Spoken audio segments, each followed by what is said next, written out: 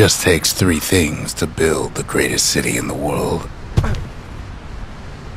It takes hard work and planning, and it also takes Burstone Quarry. The Ura tunnels beneath the quarry must have softened the blow from the calamity.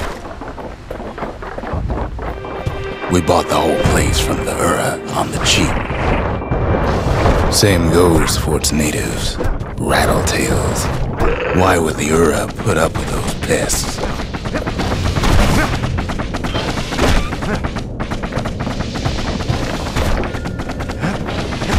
Rattletails ain't the worst of it either, but more about that in a little bit. The quarry came with a lifetime supply of windbags. Windbags smaller than the naked eye can see are nested in those rocks.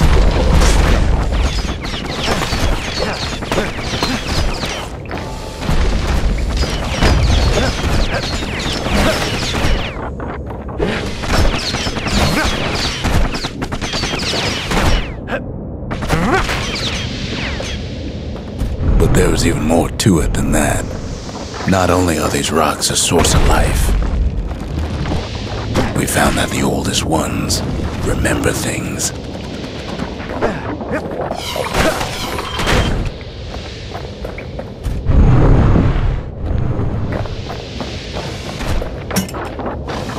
They're recording everything, all the time, taking it all in.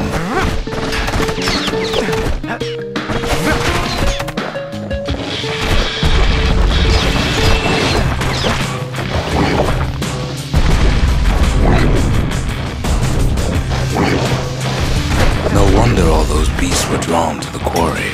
The rocks were calling them. Keeping the quarry free from pests turned out to be a problem. Rattletails kept tunneling in to snack on windbags.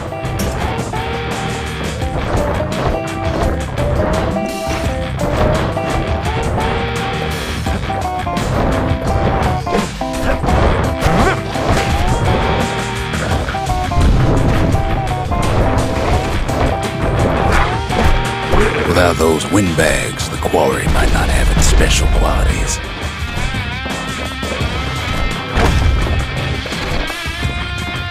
Even stink eyes started taking root here.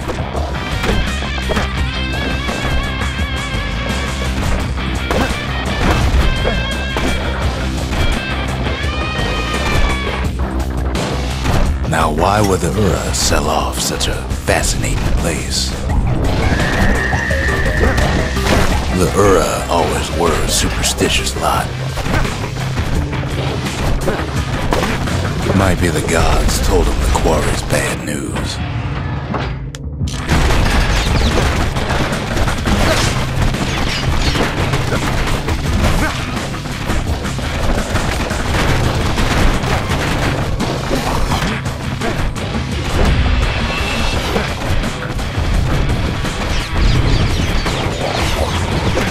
On top of that, you know the Ura hated anything above ground. Might be the quarry just got too much sunshine for their liking.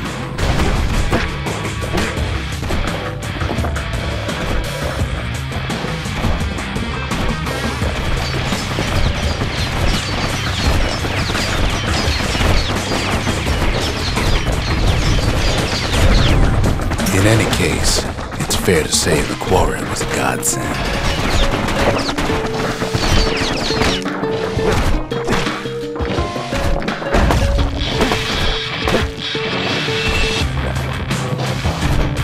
Those rocks, all polished to a mirror sheen.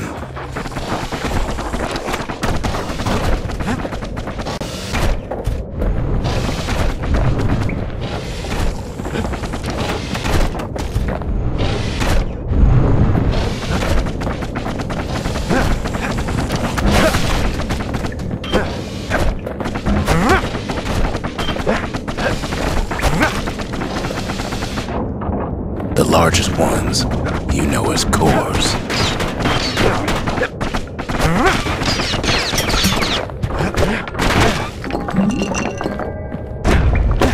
single core could keep the lights on in an entire city district.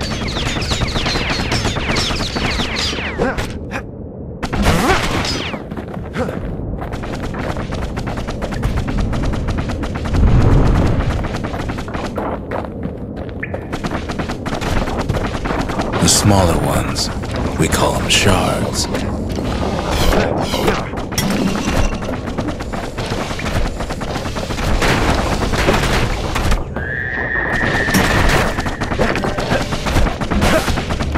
The shards got a fraction of a core's power, enough to fuel a voyage to the motherland.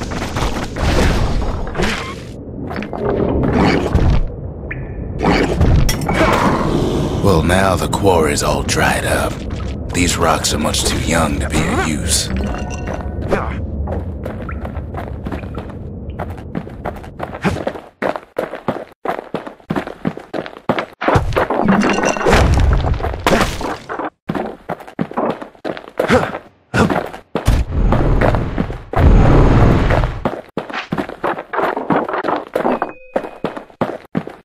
Remember how I said rattletails ain't the worst thing in the quarry? That honor goes to a beast we took to Colin, Sir Lunky. Massive things stomped many of our boys. We just couldn't get rid of him. The only thing harder than the rocks in Burstone Quarry is Sir Lunky's head. We never could get stubborn old Lunky to leave the quarry alone.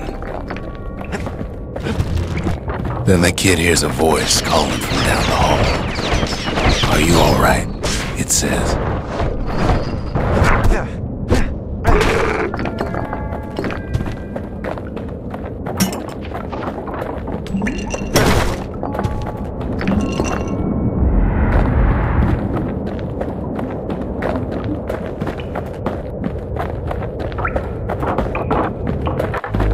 It's him. "I've come to warn you," he says.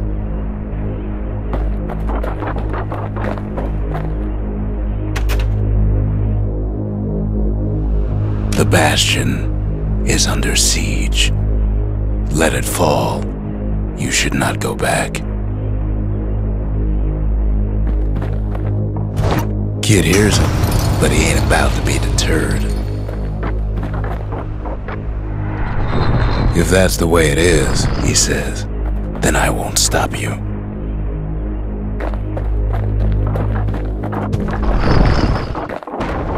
Because my countrymen will.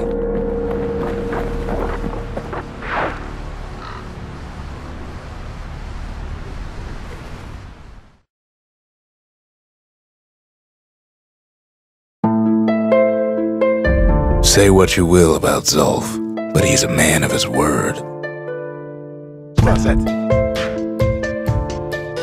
His countrymen don't much care for pleasantries, though.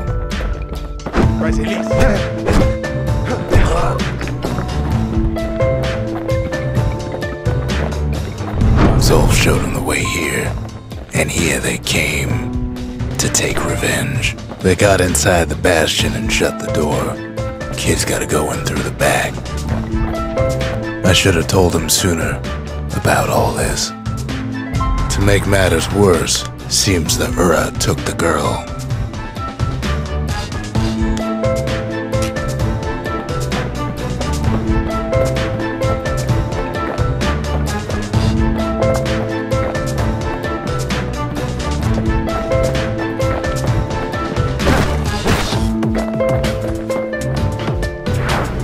Unfortunately, they broke in, and they started digging their hole. Something wrong sprung out of those holes, and it's eating away at this place. We tried to stop them, but we needed help.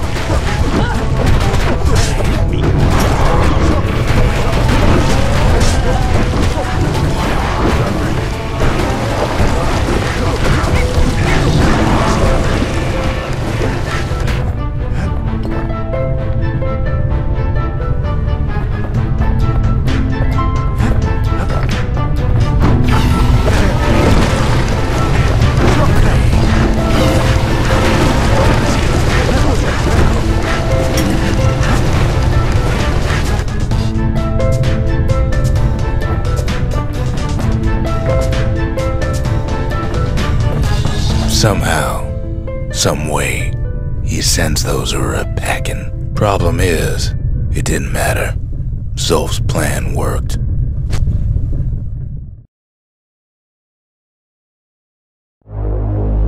We find each other as the dust settles. Then I tell him why the Ura came. To get us back. For the Calamity. It was Caelondia's master plan to wipe the Ura out. But part of that plan backfired, didn't it? If only Zulf knew the whole story.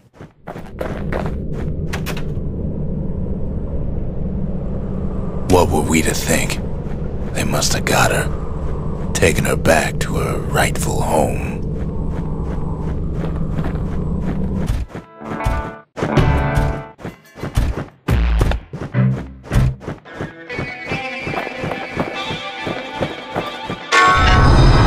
The shards can put this disease in remission, but there's only one cure.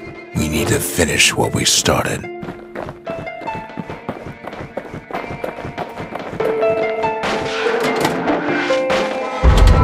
Seems the gods recommended this place to all their friends. Now all we need is one last shard.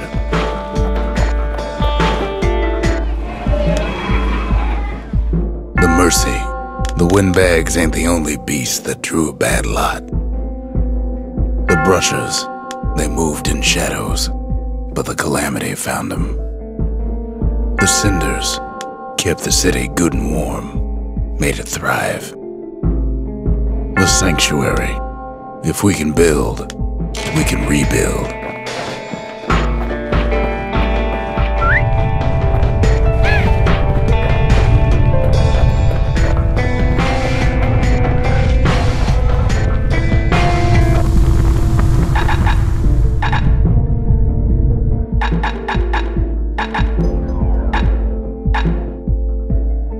Arrows like that can practically find their own way.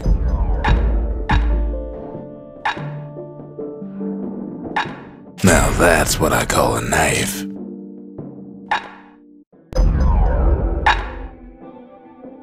The marshals would have been downright jealous.